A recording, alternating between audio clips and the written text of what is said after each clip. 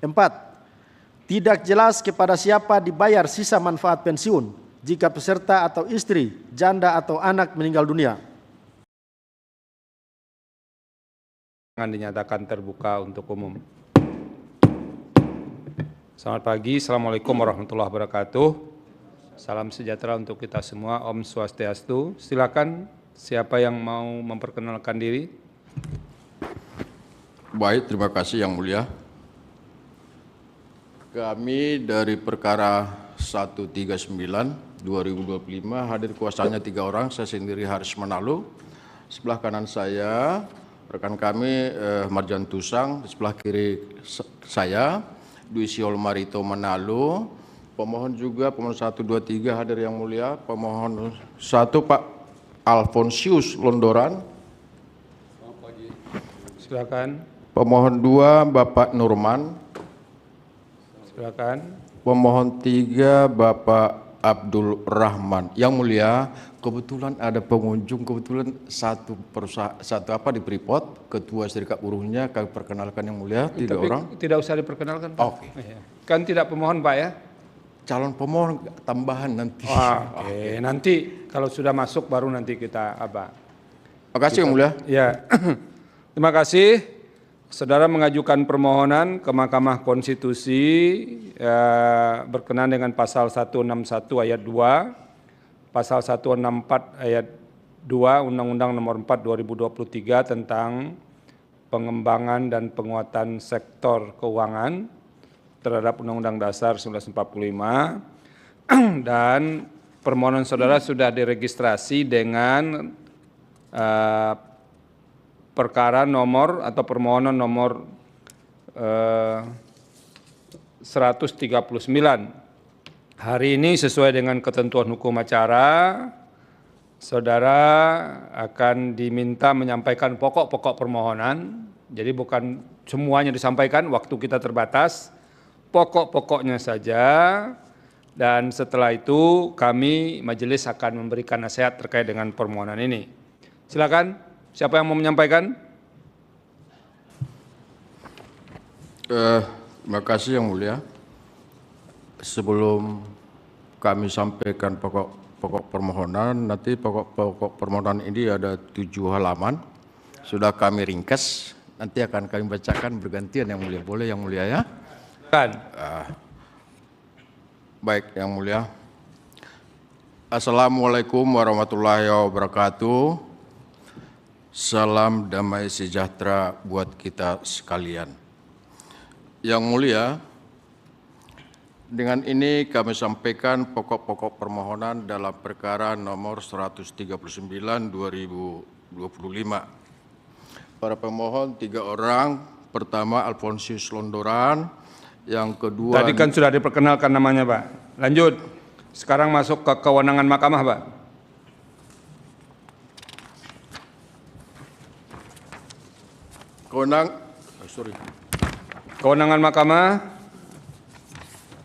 Kewenangan mahkamah ini di halaman 2 sampai dengan halaman 4 sebagai berikut. Dianggap dibacakan.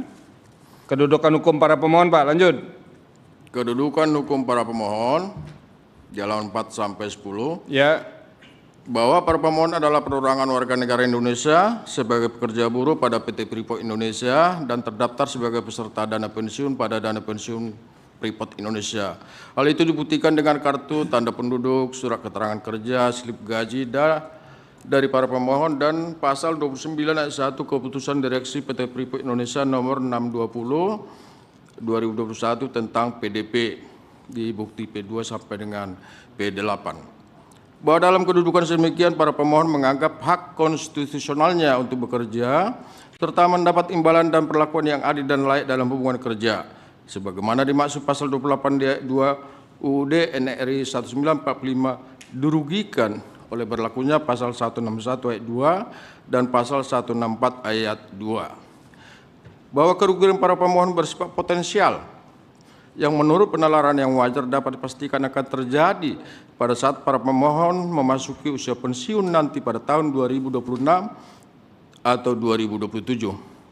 Para pemohon tidak dapat menerima pembayaran seluruh manfaat pensiun secara sekaligus di mana berdasarkan norma pasal 161 ayat 2 dan pasal 164 ayat 2, para pemohon hanya berhak menerima 20% secara sekaligus, sedangkan sisanya 80% harus diterima secara berkala selama minimal 10 tahun dengan cara membeli anuitas.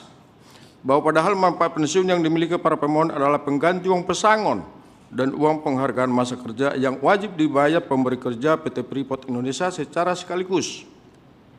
Hal itu sesuai dengan ketentuan Undang-Undang Ketenagakerjaan, bahwa akibat para pemohon tidak dapat menerima manfaat dana pensiun secara sekaligus, maka secara spesifik para pemohon dirugikan dalam hal membuka usaha mikro atau kecil, mendapat penghasilan dari usaha mikro atau kecil, memberi warisan kepada ahli waris, menjalani hidup sehat di hari tua, dan mewujudkan hidup layak dan bahagia.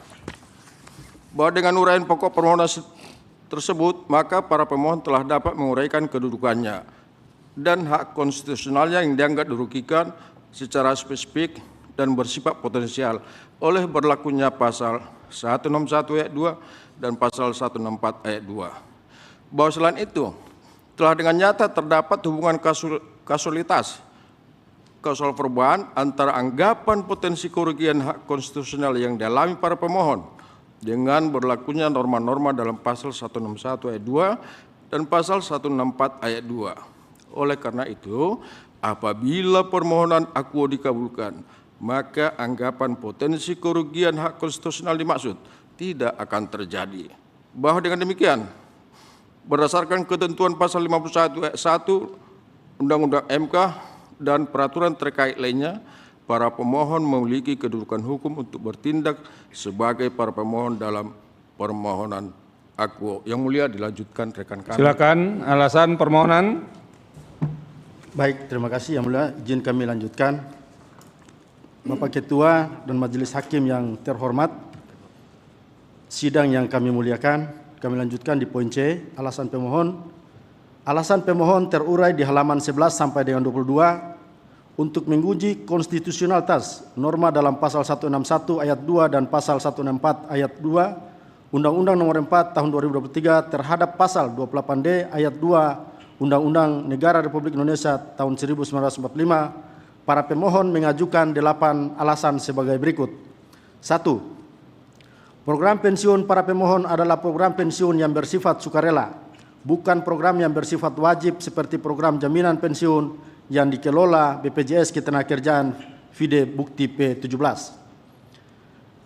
Titik 1, artinya karyawan PT Freeport Indonesia boleh menjadi peserta dana pensiun dan boleh tidak menjadi peserta Fide Bukti P4.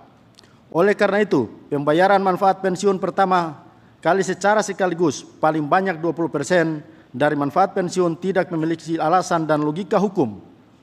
Dan karenanya pembayaran manfaat pensiun para pemohon tidak boleh dibatasi hanya 20% secara sekaligus.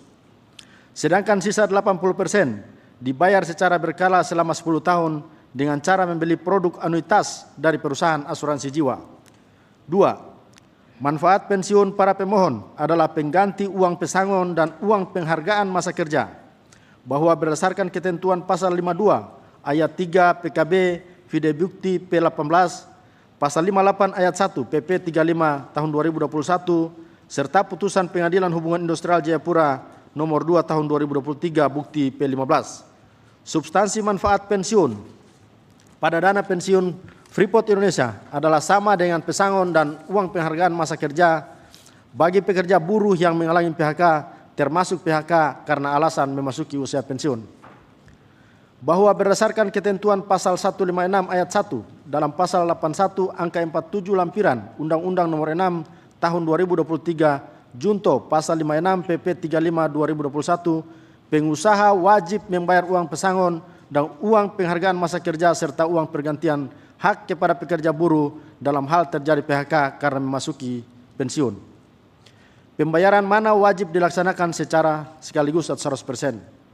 Bahwa namun dengan berlakunya ketentuan pasal 161 ayat 2 dan pasal 164 ayat 2 dan pasal 44 ayat 1 huruf D POJK nomor 27 tahun 2023, maka ketika para pemohon mengalami PHK karena memasuki usia pensiun pada tahun 2026 dan 2027 nanti, di mana manfaat pensiun para pemohon telah berada di atas 500 juta rupiah, maka para pemohon tidak dapat lagi menerima manfaat pensiun sebagai pengganti uang pesangon dan uang penghargaan masa kerja secara sekaligus 100%. Bahwa dengan demikian, norma pasal 161 ayat 2 dan pasal 164 ayat 2 Undang-Undang Nomor 4 Tahun 2023 bertentangan dengan pasal 28D ayat 2 Undang-Undang Dasar Negara Republik Indonesia tahun 1945 berdasarkan ketentuan pasal 156 ayat 1 dalam pasal 81 angka 47 lampiran Undang-Undang Nomor 6 Tahun 2023. 3. Janda, duda, atau anak atau ahli waris dari peserta dalam kurung para pemohon yang meninggal dunia akan dirugikan 40%. Bahwa dengan keberlakuan pasal 161 ayat 2 dan pasal 164 ayat 2, maka berdasarkan ketentuan pasal 39 ayat 4 huruf B dan ayat 5 POJK 27 tahun 2023, janda, duda, atau anak atau ahli waris dari peserta dana pensiun yang meninggal dunia hanya menerima manfaat pensiun sebesar 60%. Dengan demikian, janda dari para pemohon mengalami kerugian material sebesar 40% jika para pemohon meninggal dunia. 4. Tidak jelas kepada siapa dibayar sisa manfaat pensiun jika peserta atau istri, janda atau anak meninggal dunia. Bahwa berdasarkan ketentuan pasal 155 ayat 4 Undang-Undang Nomor 4 Tahun 2023, jika janda, duda, dan anak tidak ada, maka manfaat pensiun dibayarkan kepada pihak yang telah ditunjuk oleh peserta. Bahwa fakta peserta dana pensiun sejak awal hanya menunjuk orang tua peserta, sekiranya orang tua tersebut telah meninggal dunia sebelum peserta menjalani masa pensiun atau di masa pensiun, lalu kepada siapa dibayarkan sisa manfaat pensiun tersebut, tentu tidak ada lagi manfaat pensiun tersebut menjadi tidak bertuan. Bahwa dengan demikian, terbukti para pemohon mengalami kerugian karena selain janda, duda, dan anak, Undang-Undang Nomor 4 Tahun 2023 tidak memberikan hak untuk mendapatkan manfaat pensiun kepada keluarga lain sebagai ahli waris dari para pemohon seperti kakak atau adik kandung. 5. Pasal 161 ayat 2 dan pasal 164 ayat 2 Undang-Undang Nomor 4 Tahun 2023 mencabut kebahagiaan para pemohon untuk membuka usaha, hidup layak, hidup sehat, umur panjang, dan meninggalkan harta warisan. Bahwa sekiranya manfaat pensiun para pemohon dibayar sekaligus, maka para pemohon akan semakin lebih besar mendapatkan manfaat pensiun daripada menerima secara berkala setiap bulan. Sebagai contoh, dengan manfaat pensiun sebesar 1.700.000.000, maka pemohon 1 akan cukup membeli properti tanah dan bangunan kontrakan di Cikarang sebanyak 25 petak dengan harga 1,6 miliar vide bukti P20. Bahwa dengan harga sewa 500.000 per petak per bulan, maka pemohon 1 akan mendapatkan penghasilan gross Rp12.500.000 per bulan, dan setelah dikurangi biaya perawatan dan PBB sebesar Rp2.500.000 per bulan, maka pemohon 1 akan mendapatkan penghasilan bersih Rp10 juta per bulan. Bahwa berdasarkan hasil simulasi perhitungan manfaat pensiun, pemohon 1 akan menerima manfaat pensiun secara berkala setiap bulan sebesar Rp9.852.282 selama 120 bulan atau 10 tahun vide bukti P11. Bahwa dengan penghasilan bersih 10 juta setiap bulan dari usaha kontrakan, tentu jauh lebih besar manfaatnya daripada hanya menerima uang pensiun Rp9.852.282 setiap bulan. Manfaat mana berupa: 1. Pemohon 1 mendapatkan sewa kontrakan Rp10 juta per bulan. Pemohon 1 mendapat keuntungan dari kenaikan harga tanah. Pemohon 1 otomatis melakukan aktivitas fisik di saat mengelola usaha. Pikiran pemohon 1 tidak beku karena otak tetap berputar di saat mengelola usaha. Pemohon lebih memiliki peluang hidup layak, bahagia, sehat, dan umur panjang akan terwujud. Pemohon 1 memiliki harta yang diwariskan kepada ahli waris. Bahwa tentu manfaat-manfaat tersebut tidak akan diterima pemohon 1 jika hanya menerima uang pensiun setiap bulan. Uang pensiun bulanan tersebut akan habis tanpa bekas. Bahwa dengan demikian juga pemohon 2 dan pemohon 3 sesuai porsi modal usaha masing-masing akan mendapatkan manfaat yang sama dengan manfaat-manfaat yang didapat pemohon 1. 6. Pasal 161 ayat 2 dan pasal 164 ayat 2 Undang-Undang Nomor 4 Tahun 2023 bertentangan dengan asas kepastian hukum. Bahwa pasal 155 ayat 3 Undang-Undang Nomor 4 Tahun 2023 hanya menyebut anak tanpa mengatur batasan usia anak, sedangkan batasan usia anak berbeda pengaturannya dalam beberapa undang-undang. Misalnya Undang-Undang 13 2003 menetapkan di bawah 18 tahun. Pasal 330 KUH Perdata menetapkan di bawah 21 tahun. Karenanya materi muatan Undang-Undang Nomor 4 2023 tidak mencerminkan asas kepastian hukum. Bahwa demikian pula, norma dalam pasal 43 ayat 3 POJK 27 tahun 2023 tidak memiliki kepastian hukum, karena jika dalam suatu waktu nanti PDP diubah, maka para pemohon tidak akan dapat menerima pembayaran manfaat pensiun pertama 20%, melainkan wajib berkala 100%. 7. Para pemohon trauma dengan fenomena korupsi, fraud, dan salah investasi. Fenomena itu terjadi misalnya di PT Asabri, PT Taspen, dan 34 dana pensiun BUMN Asuransi Jiwasraya dan PT Asabri merugi hingga 40 triliun. Terdapat 34 temuan dana pensiun di BUMN terindikasi fraud, kasus dugaan korupsi PT Asabri sebesar 22,78 triliun rupiah, investasi fiktif di PT Taspen 1 triliun, vide bukti P23, bukti P24, dan bukti P25. 8. Mayoritas peserta dana pensiun pada dana pensiun Freeport Indonesia menolak pembayaran manfaat dana pensiun secara berkala. Hal itu dibuktikan dengan adanya surat dari 3 serikat kepada berbagai lembaga kementerian seperti DPR RI, Menteri Ketenagakerjaan, dan OJK, vide bukti P26, dan surat keluhan dari 496 orang karyawan, vide bukti P27. Demikian yang mulia, untuk poin D akan dilanjutkan oleh rekan kami, Ibu Dwi, waktu dipersilakan. Terima kasih. Izin melanjutkan yang mulia untuk poin D, petitum, bahwa berdasarkan segenap alasan-alasan yang diuraikan di atas dan seluruh alat bukti yang diajukan dalam persidangan, maka beralasan menurut hukum permohonan aku dikabulkan dengan amar putusan sebagai berikut. 1. Mengabulkan permohonan para pemohon untuk seluruhnya. 2. Menyatakan pasal 161 ayat 2 Undang-Undang Republik Indonesia Nomor 4 Tahun 2023 tentang pengembangan dan penguatan sektor keuangan Lembaran Negara Republik Indonesia Tahun 2023 Nomor 4, tambahan Lembaran Negara Republik Indonesia Nomor 6845 yang menyatakan pembayaran manfaat pensiun bagi peserta janda duda atau anak harus dilakukan secara berkala, bertentangan dengan Undang-Undang Dasar Negara Republik Indonesia tahun 1945 dan tidak mempunyai kekuatan hukum mengikat sepanjang tidak dimaknai pembayaran manfaat pensiun bagi peserta janda duda atau anak dapat dilakukan secara berkala, namun apabila peserta memilih pembayaran manfaat pensiun secara sekaligus, maka pembayarannya harus dilakukan secara sekaligus. 3. Menyatakan pasal 164 ayat 2 Undang-Undang Republik Indonesia Nomor 4 Tahun 2023 tentang pengembangan dan penguatan sektor keuangan Lembaran Negara Republik Indonesia Tahun 2023 Nomor 4, tambahan Lembaran Negara Republik Indonesia Nomor 6845 yang menyatakan peraturan dana pensiun dapat memuat ketentuan yang mengatur pilihan pembayaran manfaat pensiun pertama kali secara sekaligus paling banyak 20% dari manfaat pensiun, bertentangan dengan Undang-Undang Dasar Negara Republik Indonesia tahun 1945 dan tidak mempunyai kekuatan hukum mengikat sepanjang tidak dimaknai peraturan dana pensiun dapat memuat ketentuan yang mengatur pilihan pembayaran manfaat pensiun secara sekaligus sebanyak 100% dari manfaat pensiun.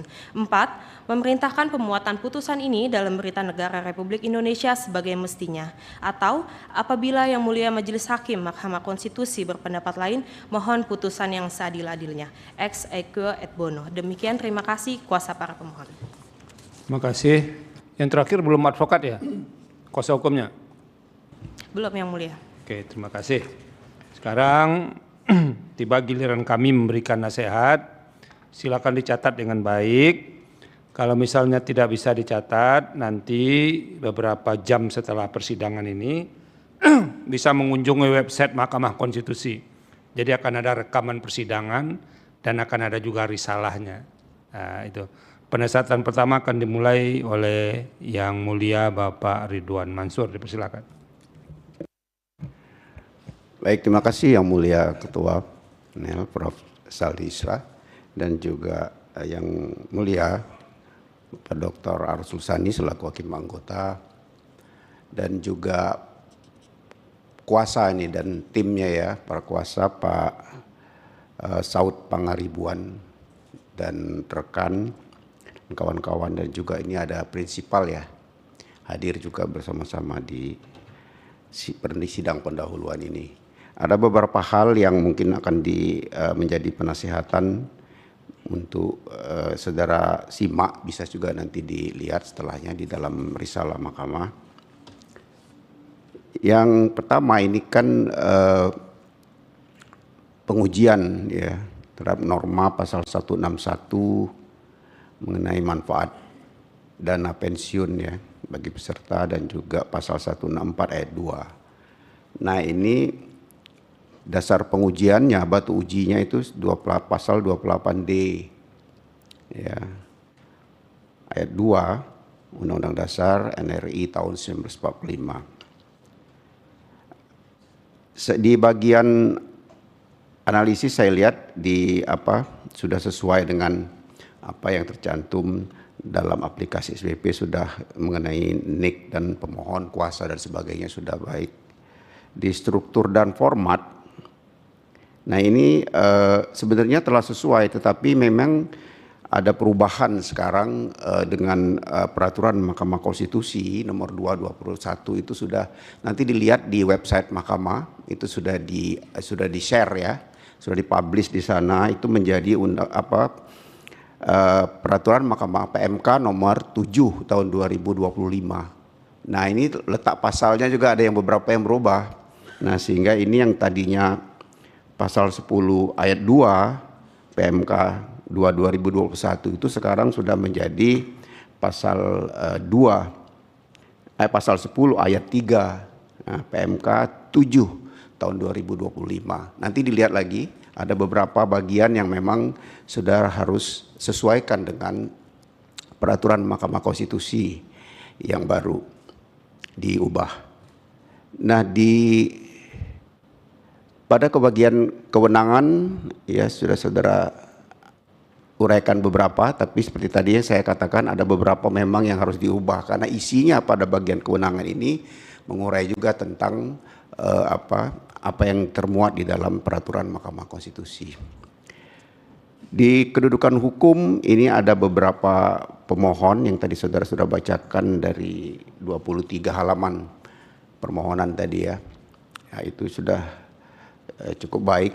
Cuma ada beberapa hal ini, ada 3 pemohon di dalamnya.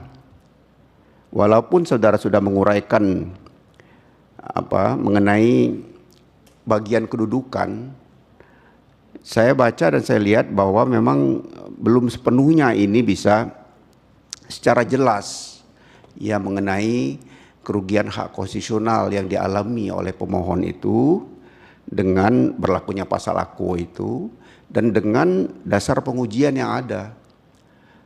Jadi hak konstitusionalnya itu saudara belum begitu jelaskan, seperti misalnya saudara hanya menguraikan persoalan konkret di sini, lebih banyak persoalan konkret, padahal saudara harus mengkaitkannya itu juga dengan dasar pengujiannya dengan batu uji, padahal semestinya lebih mudah karena ini cuma satu ya, artinya lebih singkat. Batu ujinya itu hanya pasal 28D ayat 2 Undang-Undang Dasar NRI 1945. Nah, tapi di sini batu uji sebagai jaminan hak konstitusional itu juga harus dikontestasikan antara pasal yang diuji itu juga bahwa saudara akan mengalami kerugian atau setidak-tidaknya potensial untuk mengalami hak konstitusional yang mengalami kerugian, itu saudara harus jelaskan di dalam bagian ini ya, untuk memastikan bahwa betul-betul pemohon ini memiliki legal standing. Nah, ini misalnya dikaitkan misalnya dengan posisinya sebagai apa, itu harus dikaitkan dengan batu ujinya itu ya, bahwa betul-betul dia bertentangan dengan ketentuan yang ada di dalam satu pasal yang menjadi dasar pengujian itu. Nah, di alasan-alasan juga ada beberapa hal di alasan ini, ada beberapa yang saudara bisa sempurnakan semestinya. Saya kira kalau dilihat lagi nanti. Nah ini kan sebenarnya pasal ini sebenarnya sudah pernah ada yang berkaitan dengan ini ya, diputus ya. Baru belum lama itu ada perkara 152 PUU 22 garing tahun 2024 dan juga perkara 61 PUU 23 tahun 2025. Nanti saudara lihat itu bisa menjadi bahan yang bisa lebih membuat lebih komprehensifnya permohonan ini lebih baik ya. Saudara lihat itu ada beberapa, walaupun mungkin saudara menjelaskan karena di sini batu ujinya memang berbeda, saya lihat yes, tapi saudara juga terus harus mengeksplornya bahwa memang tidak nebis in idem. Ya, itu yang saudara harus. Nah, seperti misalnya di sini contoh-contoh ada yang beberapa hal di pasal 28D itu, ini kan saudara menyebutnya untuk bekerja, kemudian persoalannya itu ada persoalan pasca kerja atau dalam hal bekerja, itu hal yang berbeda. Coba nanti saudara lagi di uraian saudara mengenai ini, supaya harus sinkron ya dengan apa yang ada di dalam ketentuan, karena ini batu uji undang-undang dasar ya, harus jelas.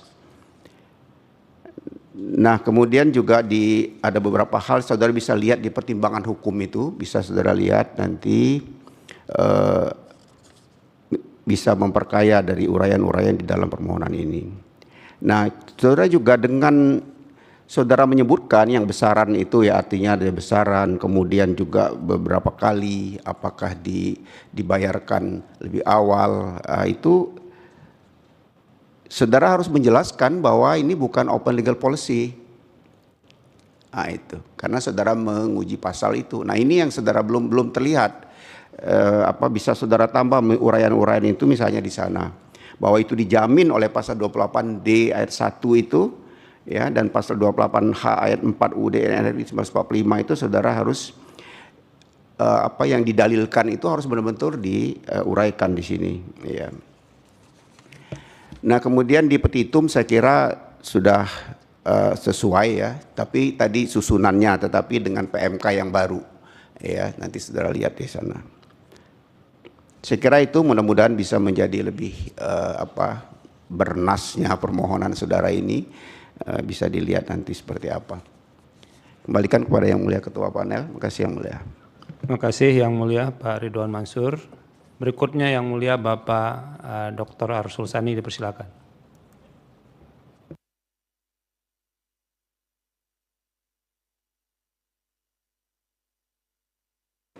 Terima kasih Yang Mulia Ketua Panel, Profesor Saldi Isra, Yang Mulia Anggota Panel Pak Dr. Ridwan Mansur, Saudara pemohon prinsipal dan para kuasa hukumnya yang saya hormati. Sebelum saya meneruskan penasihatan apa yang tadi telah disampaikan oleh Yang Mulia Pak Dr. Ridwan Panel, mohon izin sama Ketua Panel untuk sedikit dialog dulu. Ya. Ini kan di dalam permohonan saudara menyatakan bahwa program dana pensiun yang diikuti oleh para prinsipal saudara ini adalah program dana pensiun sukarela. Ya. Pertanyaan saya yang pertama, di luar yang sukarela ini, dana pensiun yang sukarela ini, kemudian di Freeport diikutkan juga nggak di BPJS Ketenagakerjaan untuk dana pensiun ini?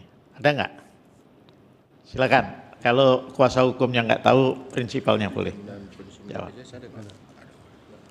Baik, terima kasih Yang Mulia. Terkait dengan dana pensiun di Freeport ada dua. Ya. Di BPJS juga ada, kemudian DPFI, namanya DPFI itu dikelola DP, oleh DPFI. Dana pensiun Freeport Indonesia. Freeport Indonesia. Itu yang sekarang diuji Yang Mulia. Oke. Nah, kalau yang BPJS Ketenagakerjaan, artinya dana pensiun di bawah BPJS itu juga diikuti. Sudah Yang Mulia. Enggak, artinya itu juga wajib diikuti kalau yang itu. Kalau yang ini kan dalam dalil permohonan saudara kan dikatakan ini kan bersifatkan sukarela. Artinya basisnya adalah kesediaan si pekerja Freeport itu untuk ikut atas kemauan sendiri. Gitu Baik, kan? baik Yang Mulia. Jadi Gimana? kalau di BPJS namanya JHT, Jaminan Hari Tua, itu ada. Kemudian kalau yang sekarang yang diuji adalah Enggak, yang pertanyaan saya yang di bawah BPJS itu wajib nggak? wajib. Wajib. Kalau itu wajib. Ya, bagi itu perusahaan. sumbernya dari mana pembayarannya? Dari gaji. Gaji dipotong, ada bagian gaji Ada. yang dipotong. Coba silakan kalau penasihat hukum kayak ini boleh prinsipalnya siapa yang bisa menjelaskan. Ya. Mohon izin, Ya. Yang Mulia, untuk BPJS ini ada dua sumber. Pertama dari gaji perusahaan, dari gaji karyawan, dan kedua dari perusahaan dengan Jadi persentase. iuran BPJS-nya itu pertama berarti kepesertaan di BPJS wajib, semua harus ikut. Wajib. Karyawan. Wajib. Iya, oke. Dan itu dibayarkan sebagian, saya nggak tanya berapa persennya ya. Sebagian ada yang dipotong dari gaji karyawan, ada yang ditanggung oleh perusahaan. Betul. Oke. Nah, kalau yang tidak wajib yang sukarela ini dibayar sepenuhnya oleh perusahaan atau oleh karyawan atau juga campuran? Sepenuhnya oleh perusahaan. Sepenuhnya oleh perusahaan. Tapi kompensasinya kemudian perusahaan tidak memberikan pesangon lagi. Betul. Ya, ketika pensiun atau ketika katakanlah ada pemutusan hubungan kerja. Itu ya? Betul. Oke. Ya itu penting bagi kami supaya kasus posisi konkret para pemohon ini jelas juga bagi mahkamah. Oke. Nah, baik. Saya mulai dari bagian kewenangan mahkamah ya. Tadi sudah disinggung oleh Yang Mulia Pak Dr. Ridwan Mansur. Nanti PMK-nya disesuaikan. Tidak berarti ini salah, karena memang PMK yang 7/2025 itu baru dikeluarkan pada tanggal 20 Agustus ya. Ini kan saudara mohon sejak awal Agustus gitu ya. Jadi pada saat itu masih memang yang berlaku ya PMK 2 2021. Nah, yang kedua, bagian kedudukan hukum atau legal standing ya. Ini supaya dielaborasi ya tentang bagian tentang kerugian konstitusional pemohon ya. Ini harus lebih komprehensif ini, di mana terlanggarnya hak konstitusional untuk pekerja serta mendapat imbalan dan perlakuan yang adil dalam hubungan kerja seperti yang saudara pergunakan sebagai landasan pengujian pasal 28D ayat 2 ya, itu coba diinikan. Nah, cara yang paling gampang nih, kuasa hukumnya sudah sering atau baru pertama kali ini di MK? Oh, sudah 5 kali ya. Nah, itu dilihat kembali ya. Barangkali di contoh-contoh permohonan yang sudah perbaikan atau bahkan di putusan-putusan yang terutama permohonannya dikabulkan ya. Itu kan di putusan itu ada bagian duduk perkara kan, di mana juga di bagian duduk perkara ini dimuat permohonan para pemohon ya. Nah, ini terkait dengan persoalan pembayaran manfaat dana pensiun ya, yang sebagai argumentasi pendukung ya, ini untuk dalil bahwa kerugian ini bersifat baik aktual maupun potensial ya. Ini juga perlu diperdalam lagi ya. Ya, jadi itu dilihatlah ya. Terutama saya kira karena sudah pernah ya, ini didalami lagi, dibaca kembali. Kami saja masih suka baca kembali nih putusan MK nomor 006 tahun 2005 dan nomor 11 tahun 2007 itu kan yang menjelaskan tentang bagaimana kedudukan hukum dalam kaitannya dengan kerugian konstitusional itu harus dirumuskan, ya. Itu. Kemudian yang terkait dengan posita, ya, alasan permohonan, ya. Ini sama saya, catatan pertamanya adalah agar dielaborasi, ya, lebih dalam lagi, ya, itu tentang pertentangan norma dalam undang-undang dengan pasal dalam Undang-Undang Dasar yang menjadi landasan pengujian. Itu diperdalam kembali, ya. Nah, karena itu menjadi penting untuk meyakinkan, kan nanti yang akan memeriksa, memutus, yang membaca ini kan bukan hanya kami bertiga panel, tapi 9 orang hakim konstitusi. Maka juga harus didalamkan betul. Nah, pengujian di mahkamah ini kan sesuai kewenangan mahkamah itu kan menguji norma yang ada dalam undang-undang atau pasal undang-undang. Dalam kasus ini saudara menguji norma yang ada di pasal 161 ayat 2 dan pasal 164 ayat 2 juga di Undang-Undang 4 2023. Nah, jadi kalaupun sekedar numpang lewat nggak apa-apa, tapi jangan melebar ke peraturan di bawah undang-undang.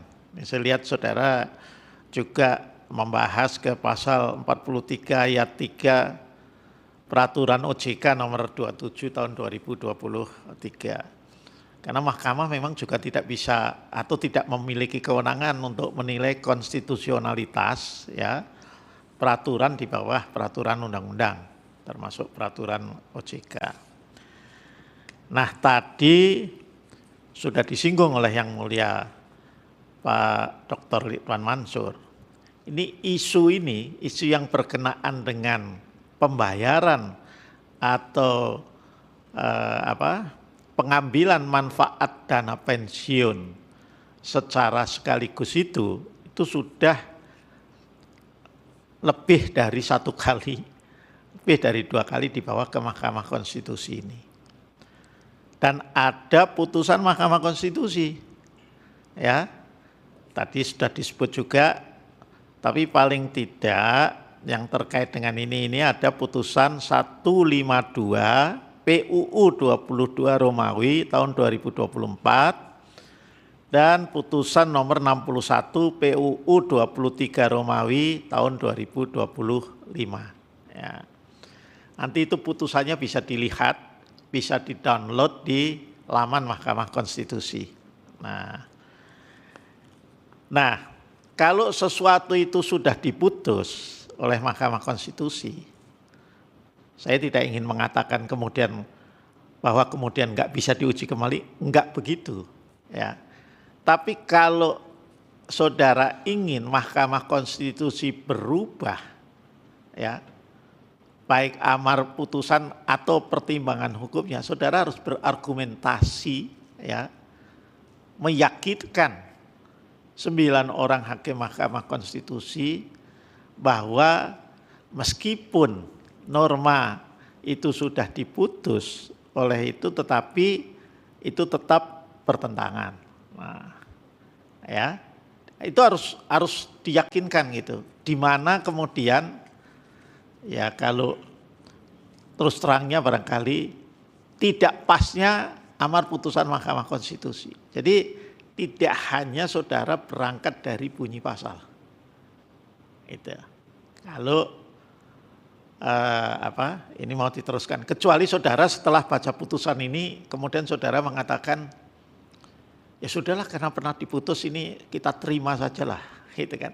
Itu nanti hak saudara yang ketua panel akan menyampaikannya, ya. Jadi soal isu ini itu sudah pernah diputus dan baru diputus. Putusan 61 PUU 23 Romawi 2025. Ya. Tapi saya tidak boleh kemudian menyampaikan kepada saudara karena sudah pernah diputus maka saudara nggak boleh mengajukan permohonan atau meneruskan permohonan ini. Enggak begitu. Hanya supaya hakimnya yakin dan bisa berubah terhadap apa yang dahulu sudah diputus, itu saudara harus menyampaikan argumentasi yang baru. Ya. Contoh nih saya kasih hints ya sedikit ya, bahwa termasuk kasus konkretnya berbeda dengan yang ini, situasinya berbeda. Kalau situasinya berbeda kan bisa jadi kemudian saudara mendalilkan, mengatakan bahwa meskipun itu sudah diputus tapi dalam terkait dengan kasus konkret ini enggak pas untuk kami. Keadilan konstitusional kami ini tetap tidak terpenuhi atau terlanggar. Ya itu boleh-boleh saja gitu ya. Tapi sebaliknya kalau saudara mengatakan ya ini sudah diputus argumentatif sekali ya. Tapi itu sekali lagi harus dibaca. Paling enggak 2 putusan itu. Ya. Nah, jadi setelah dibaca itu ya nanti bisa kemudian ya permohonan saudara itu kalau memang mau diteruskan ya itu kemudian diperbaiki dengan mengaitkan dengan apa yang sudah diputuskan itu ya. Jadi ini saya sebutkan ya, pasal yang diuji dalam permohonan 152 PUU 22 Romawi 2024 itu adalah pasal 161 ayat 2, pasal 163 ayat 1, pasal 164 ayat 2. Ya. Kemudian di PUU 61 di putusan 61 PUU 23 Romawi 2025 yang diuji itu pasal 161 ayat 2, 162 ayat 4 dan 164 ayat 1 huruf B. Nah, jadi itu yang barangkali ingin saya sampaikan. Dan terakhir saya kira catatan terkait petitum ya. Yang namanya petitum itu harus mencerminkan apa yang saudara argumentasikan di dalam posita. Ya. Nah ini saya lihat petitum nomor 2 dan petitum nomor 3, ini kan saudara minta putusan inkonstitusional bersyarat. Ya. Ini perlu disempurnakan ini posita dengan argumentasinya ya terkait dengan pemaknaan tersebut agar selaras dan konsisten. Itu betul-betul ya. Jangan positanya itu mengarah ke sana tapi petitumnya mengarah tidak ke sana ya, tapi ke arah yang berbeda ya. Coba dilihat kembali ya. Tapi yang paling penting itu tadi mengkaji 2 putusan yang kalau bahasanya Pak Ketua Panel itu berkelindan dengan pasal yang saudara minta diuji juga ya dalam permohonan ini. Saya kira hanya itu yang ingin saya sampaikan. Yang mulia Pak Ketua Panel kami kembalikan. Terima kasih Yang Mulia. Itu beberapa catatan saya tambahkan sedikit. Pertama, karena tadi sudah disampaikan bahwa yang dimohonkan pengujian ini sudah pernah diputus. Oleh karena itu ada kewajiban untuk menjelaskan mengapa pasal ini dapat diajukan kembali. Kalau dulu kan istilahnya nebis in idem ya. Nanti Bapak baca, saudara-saudara baca pasal 60 Undang-Undang MK dan pasal 72 PMK 7 2025. Ini masih hangat-hangat ini. Nanti disesuaikan. Katanya norma yang pernah diuji dapat diajukan kembali pengujiannya kalau ada dasar pengujian yang berbeda dan atau alasan pengujian yang berbeda. Nanti akan ada tambahan satu bagian ini, permohonan ini dapat diajukan kembali. Apa alasannya itu diuraikan. Itu yang pertama. Yang kedua perlu dijelaskan di legal standing ya, itu penjelasan pemohon 1 rugi sekian, pemohon 1 rugi sekian yang ada di halaman 16, 17 sampai 18 itu karena menyangkut jumlah kerugian potensial. Nah, itu dipindahkan ke legal standing untuk memperkuat legal standing. Nah, itu kan kerugian hak konstitusional atau potensi kerugian hak konstitusional dijelaskan dengan angka. Yang ada sekarang sih sudah oke, tapi kalau itu ditegaskan lagi akan menjadi lebih jelas kerugiannya. Paling tidak legal standingnya akan menjadi lebih kuat. Sebab di alasan-alasan permohonan itu boleh dijadikan contoh, tapi bukan itu yang paling penting. Di alasan-alasan permohonan itu yang paling penting adalah mengapa norma yang diuji dalam kasus ini pasal 164 ayat 61 ayat 2, pasal 164 ayat 2 itu bertentangan dengan Undang-Undang Dasar. Itu yang harus dijelaskan. Jadi kalau pertentangannya itu tidak kelihatan, nah kabur permohonannya. Ini yang belum kelihatan, belum begitu kelihatan. Memang disebutkan bertentangan, tapi mana yang bertentangannya itu?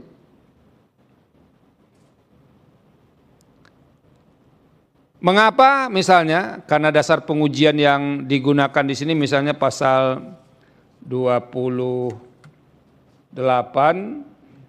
diantaranya itu harus dijelaskan mengapa bertentangan dengan pasal-pasal yang dijadikan dasar pengujian itu.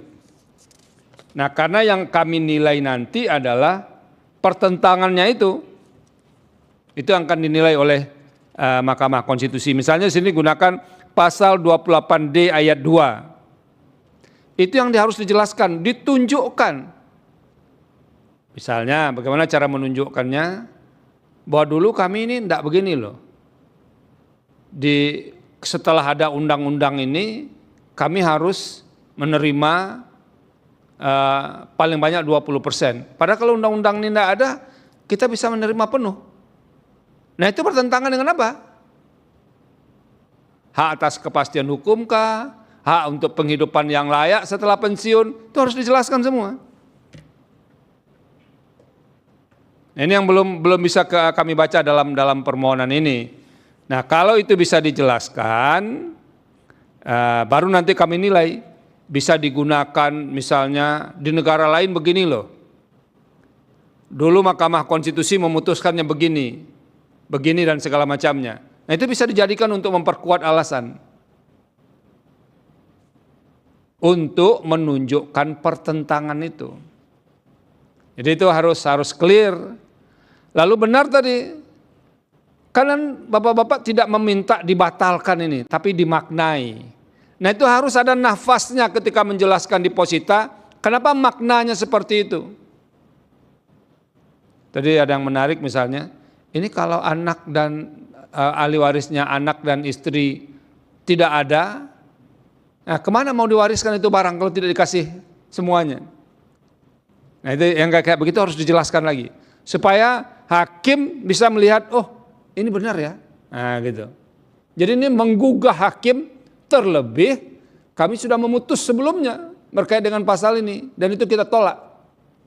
Artinya apa?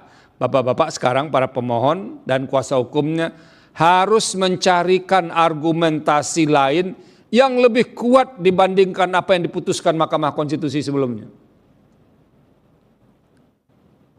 Nah, ini tantangan untuk kuasa hukum ini.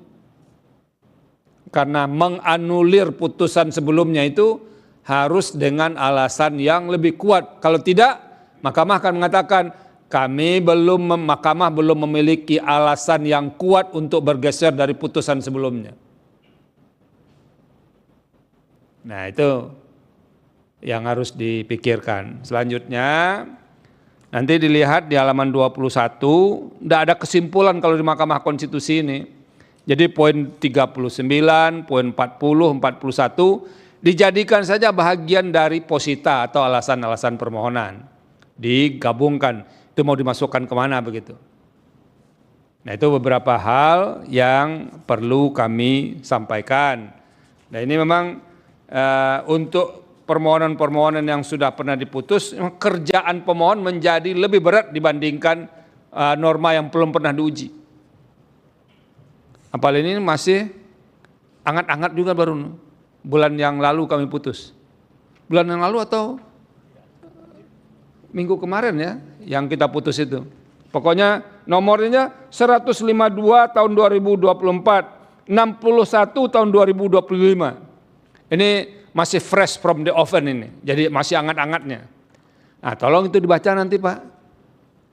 Apa yang jadi dasar pertimbangan hakim menolaknya, nah nanti baru itu dijelaskan lagi bahwa ada alasan yang lebih kuat untuk mengabulkan.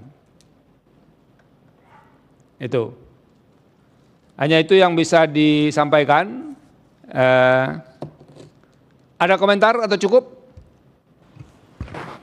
Ada sedikit yang mulia soal putusan 152 tadi. Memang kami cari di websitenya MK belum ketemu. Kemudian ketika kami mendaftar permohonan ini 2 minggu yang lalu tanggal 6, kami konsultasi dengan kepaniteraan. Emang belum diputus. Iya, belum diputus. Sekarang udah diputus, Pak. Makanya kita sampaikan. Makanya kita sampaikan. Jadi setelah ini kita sampaikan, terpulang maklum kepada para pemohon dan kuasanya berkaitan dengan permohonan ini. Artinya yang mulia juga. Jadi bisa dibuka di website Mahkamah Konstitusi, sudah ada putusan itu, sudah diupload. Maksud kami yang mulia, kami mempermasalahkan juga kepada prinsipal. Bukan kesalahan kami. Kami tidak mengatakan. Tugas kami menasehatkan agar nanti Bapak kalau mau meneruskan ini, tolong baca putusan ini. Apalagi yang harus ditambahkan, sehingga nanti ada alasan yang lebih kuat. Jadi bukan Bapak yang salah, nggak ada mempersalahkan. Kita mengingatkan ini sudah pernah diputus, ketika permohonan ini Bapak masukkan itu belum diputus. Jadi Bapak jangan persalahkan lawyer Bapak ini. Nggak kesalahan mereka. Jadi permohonan masuk, kami putus. Nah, kami baru mengadakan sidang sekarang untuk pendahuluannya, makanya kami ingatkan. Itu saja, Pak. Jadi tidak ada hubungan dengan profesional atau tidak. Tapi karena permohonan itu diajukan ke MK, yang 152 dan 161 itu belum diputus. 152 dan 161 itu diputus pada hari yang sama dan diucapkan pada hari yang sama. 14 Agustus ya? Iya, berarti minggu yang lalu kita putus. Jadi nggak ada salahnya mereka. Jadi Bapak jangan khawatir juga, ini sudah saya clearance, saya jelaskan di depan para prinsipal. Nah nanti baca putusan itu, lalu apa hasil analisis barunya terkait dengan putusan itu. Kan masih ada waktu untuk memperbaiki yang kami sampaikan setelah ini. Cukup itu? Cukup, oke. Nah, dari nasihat kami tadi, pemohon dan prinsipal, ada 3 pilihan sekarang. Pilihan pertama, meneruskan permohonan ini tanpa perbaikan. Jadi ini bisa terus tanpa perbaikan. Nanti walaupun dikasih waktu memperbaiki, tinggal memberitahu, atau tidak menyampaikan perbaikan, kami akan menganggap bahwa permohonan ini diteruskan. Itu pilihan pertama. Pilihan kedua, kalau merasa nanti enggak ada lagi argumen yang cukup untuk meneruskannya karena sudah diputuskan, nah bisa juga permohonan ini ditarik. Itu pilihan kedua. Pilihan ketiga, meneruskan permohonan ini dengan perbaikan. Nah, ini pilihan ketiga. Jadi ini mahkamah ini memang agak aneh ini. Boleh terus tanpa perbaikan, boleh ditarik, boleh juga diperbaiki. Kalau pilihan pemohon dan prinsipal jatuh kepada pilihan ketiga, maka ada waktu 14 hari dari sekarang memperbaiki. Nah kalau misalnya pilihan nomor 1 nggak ada apa-apa, kalau pilihannya nomor 2 tinggal menyurati kami, nanti kami konfirmasi benar itu ditarik atau tidak. Kalau pilihannya nomor 3, maka ada waktu 14 hari untuk memperbaiki. Nah ini dia. Karena kita sidang hari ini, sidang pendahuluan dengan agenda mendengarkan pokok-pokok permohonan berlangsung pada Jumat 22 Agustus 2025, maka pemohon dan kuasa hukum memiliki waktu untuk memperbaiki paling lama 14 hari dan perbaikan permohonan disampaikan ke mahkamah paling lambat Kamis 4 September 2025. Pukul 12 WIB.